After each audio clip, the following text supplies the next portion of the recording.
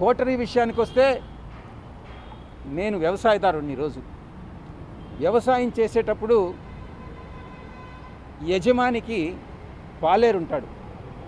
పాలేరు ఎడ్ల బండి తోలుతాడు, బండిలో ఎరువులు తోలుతాడు, అదే బండిలో పెస్టిసైడ్స్ తోలుతాడు, అదే బండిలో అదే ఎద్దులతో దుక్క దున్నిస్తాడు, అదే దాంతో హార్వెస్టింగ్ చేస్తారు.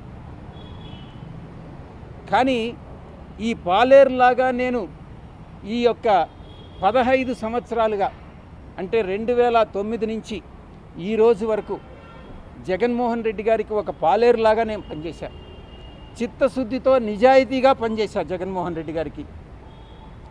చంద్రబాబు గారు నాయుడు ఎంత దూరమైనా పోయి విమర్శించేటటువంటి స్థితిని తీసుకెళ్ళాను నేను.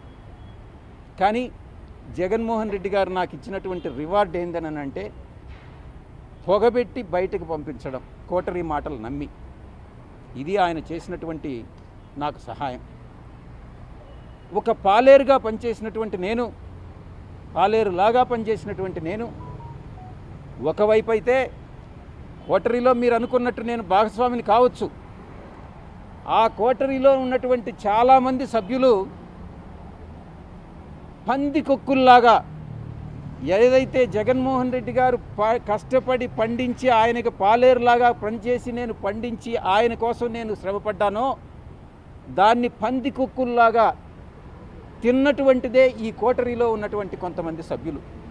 ఈ రోజుకు కూడా వాళ్ళు తింటూనే ఉన్నారు, జగన్మోహన్ రెడ్డి గారు చూస్తూనే ఉన్నారు.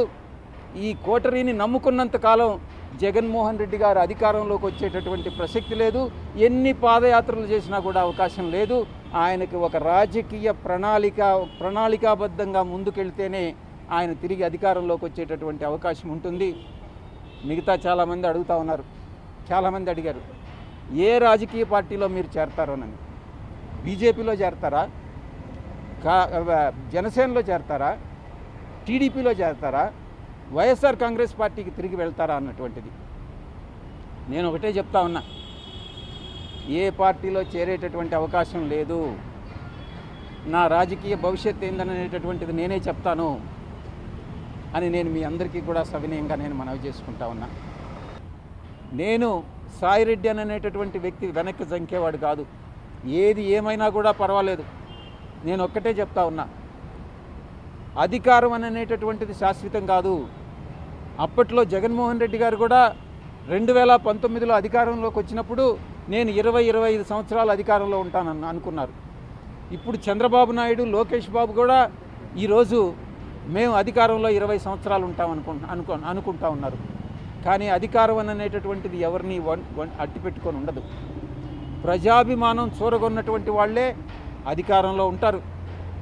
నేను ఇంకా కూడా చెప్తా ఉన్నాను, ఈ కోటరీ ఇలాగే కొనసాగితే జగన్మోహన్ రెడ్డి గారు అధికారంలోకి వచ్చే ప్రసక్తి లేదు. ఈ యొక్క కూటమి అలాగే కొనసాగితే జగన్మోహన్ రెడ్డి అధికారంలోకి వచ్చేటటువంటి ప్రసక్తి లేదు. ఒక రాజకీయమైనటువంటి ఒక స్ట్రాటజీ ఉండాలి. ఆ స్ట్రాటజీ ఏందనంటే కూటమిని విడగొట్టగలిగినప్పుడే జగన్మోహన్ రెడ్డి గారు తిరిగి అధికారంలోకి వచ్చేటటువంటి అవకాశం ఉంటుంది. ఆ స్ట్రాటజీ ఇచ్చేటటువంటి వాళ్ళు కానీ, అమలు చేసేటటువంటి వాళ్ళు కానీ ఈ యొక్క కోటరీలో లేరు.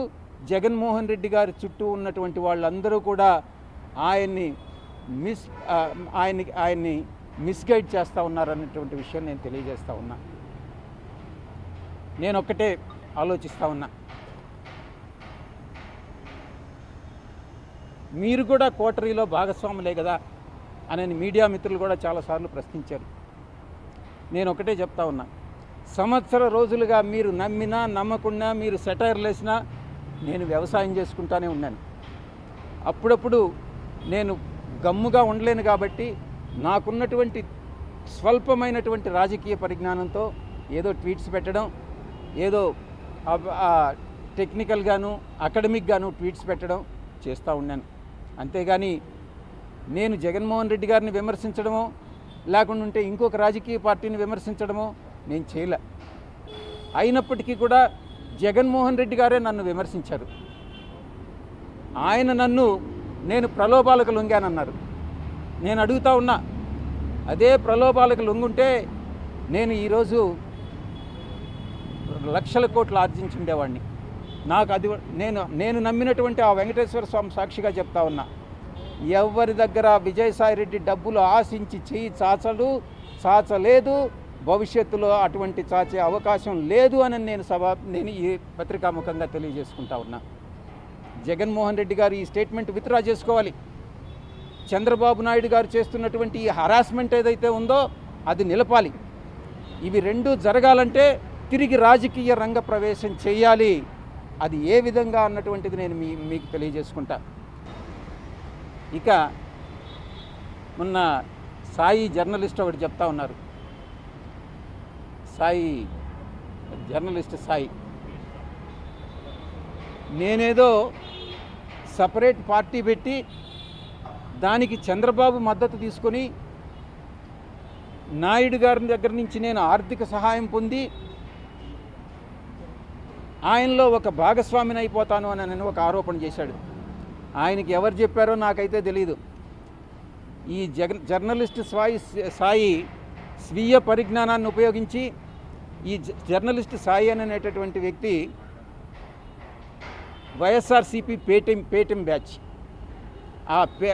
ఎవరికైతే మంత్లీ పే చేస్తున్నారో యూట్యూబ్ ఛానల్స్కి, దాంట్లో ఒక వ్యక్తి ఈ జర్నలిస్ట్ సాయి. నేను ఒక్కటే విజ్ఞప్తి చేస్తా ఉన్నా జర్నలిస్ట్ మిత్రులందరికీ, మీరు అనవసరంగా ఇన్ఫరెన్సెస్ డ్రా చేసుకోవద్దు.